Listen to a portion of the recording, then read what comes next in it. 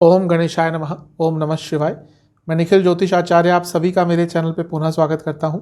आशा करता हूं आप सभी स्वस्थ होंगे। महादेव की कृपा आप सभी पर सदैव बनी रहे। ये वीडियो मिथुन यानी कि जमिनाय के लिए बहुत महत्वपूर्ण है, क्योंकि यह वीडियो है आने वाले हफ्ते के साप्ताहिक राशिफल के बारे में, यानी कि 21 अगस्त से 27 अगस्त तक के साप्ताहिक राशिफल के बारे में। जो मेरा साप्ताहिक राशिफल होता है वो चंद्रमा की गति पर आधारित होता है। चंद्रमा एक ऐसे ग्रह हैं जो सबसे तेज़ भागते हैं और 2.25 से 2.5 दिन में राशि परिवर्तन कर लेते हैं। तो पूरे हफ्ते में अलग अलग राशियों में, अलग अलग भावों में, अलग अलग ग्रहों के साथ युति संबंध बनाते हैं और अलग अलग प्रभाव देते हैं।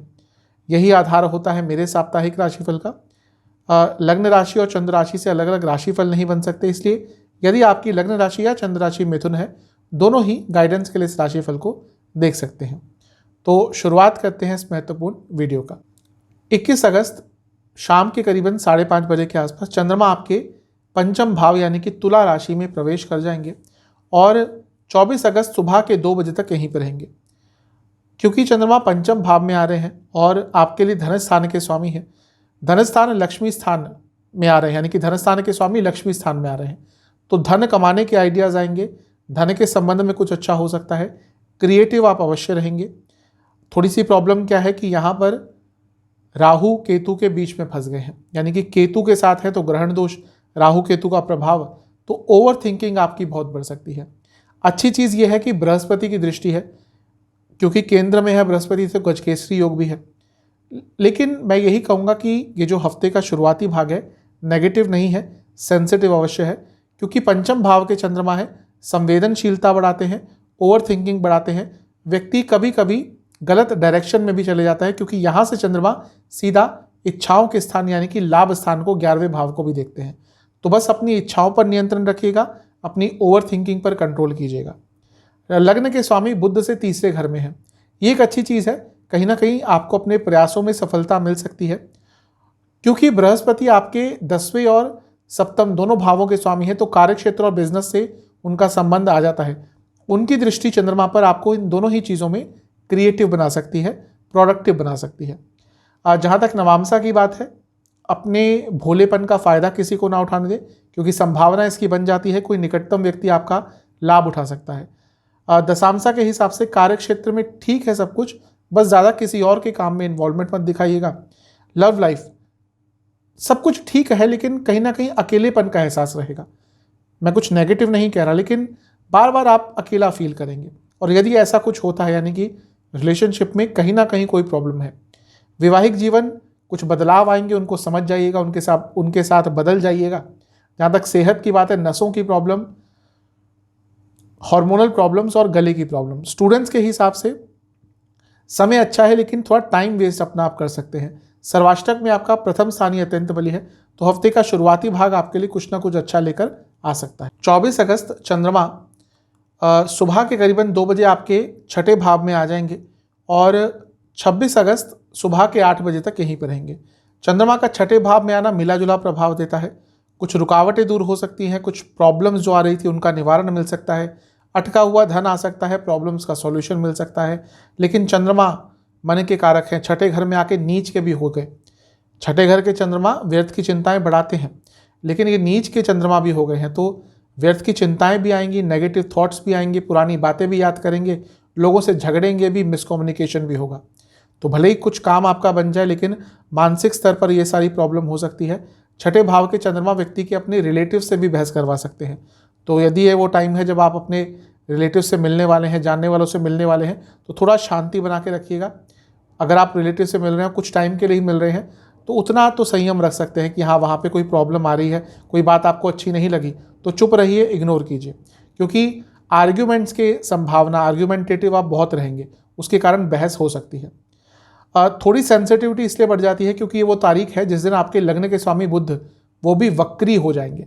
तो लग्न के स्वामी वक्री हो रहे हैं, चंद्रमा छठे घर में है, तो सेंसिटिविटी बढ़ जाती है।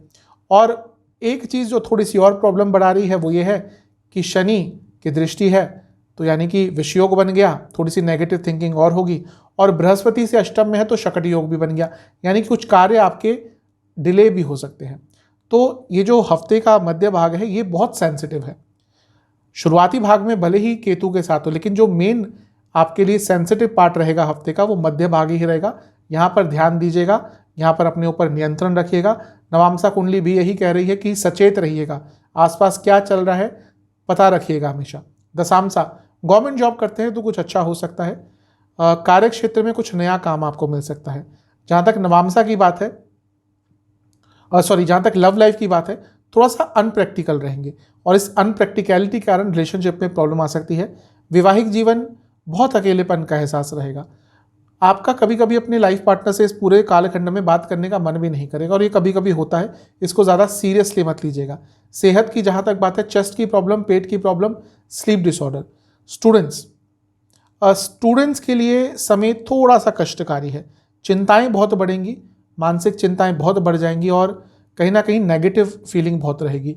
कॉन्फिडेंस तो गिरेगा ही, एक डर की भावना, एक इनसिक्योरिटी की भावना आपके अंदर आ जाएगी। सर्वाष्टक में आपका प्रथम स्थान अत्यंत बली है, यहाँ से थोड़ी सी शक्तियाँ अंदर आते हुए दिख रही है, क्योंकि लग्न अगर बली हो जाता है तो प्रॉब्लम्स कम हो जाती है, प्रॉब्लम्स की इंटेंसिटी कम हो जाती है। 26 अगस्त सुबह के करीबन 8 बजे चंद्रमा आपके सप्तम भाव में आ जाएंगे, धनु राशि में, और सप्ताह अंत तक यहीं पर रहेंगे। यहाँ पर आकर थोड़ा चंद्रमा को रिलीफ मिलेगा, क्योंकि हफ्ते के शुरुआती भाग में पहले राहु केतु का प्रभाव, फिर नीच के हो गए छठे घर में, तो यहाँ पे आके चंद्रमा को थोड़ा एक रिलीफ मिलेगा। एक तो केंद्र स्थान में आ जाएंगे, किसी पाप ग्रह का डायरेक्ट इम्पैक्ट नहीं रहेगा। मंगल की दृष्टि है, लेकिन क्योंकि मंगल लाभ स्थान के स्वामी हैं आपके, तो उतना कोई नेगेटिव प्रभाव नहीं रहेगा। और यहाँ पर बृहस्पति की दृष्टि भी बनी रहेगी, तो हफ्ते का जो अंतिम भाग है ये आपके लिए श्रेष्ठ रहेगा। जो चिंताएं हफ्ते के शुरुआती भाग में स्टार्ट हुई थी उसमें बेहद कमी आएगी, क्योंकि चंद्रमा आपके धन स्थान के स्वामी हैं। सप्तम में आते हैं तो लग्न को सीधा देखते हैं, यानी कि पैसा बढ़ेगा, धन कमाने के अवसर आएंगे। और सप्तम भाव बिजनेस का है, तो बिजनेस में भी पैसा आ सकता है, आपके लाइफ पार्टनर भी पैसा ज़्यादा कमा सकते हैं। क्योंकि चंद्रमा धन स्थान के स्वामी है, तो ऑब्वियसली जहाँ पर भी जाएंगे तो धन के संबंध में कुछ ना कुछ रिजल्ट अवश्य देंगे। जैसा मैंने कहा, बृहस्पति की दृष्टि भी है, और ये जो सप्तम भाव है ये स्वयं बृहस्पति का है, क्योंकि धनु राशि पड़ती है वहाँ पर। तो ये जो समय है आपका हफ्ते का अंत का, यहाँ पर बिजनेस में भी आगे बढ़ेंगे, पब्लिक लाइफ में भी आगे बढ़ेंगे, और कहीं ना कहीं अगर मैरिड लाइफ में कुछ दिक्कतें आ रही थी उसको भी ठीक करने के लिए समय अच्छा है। मंगल जो आपके छठे घर और लाभ स्थान के स्वामी हैं, कुछ अटका हुआ रुका हुआ पैसा था स्पेशली बिजनेस में, वो आपको वापस प्राप्त हो सकता है, और प्रॉपर्टी खरीदने के लिए भी समय अच्छा है। जहाँ तक नवामसा की बात है, थोड़ा शांत रहिएगा और स्लोली आगे बढ़िएगा।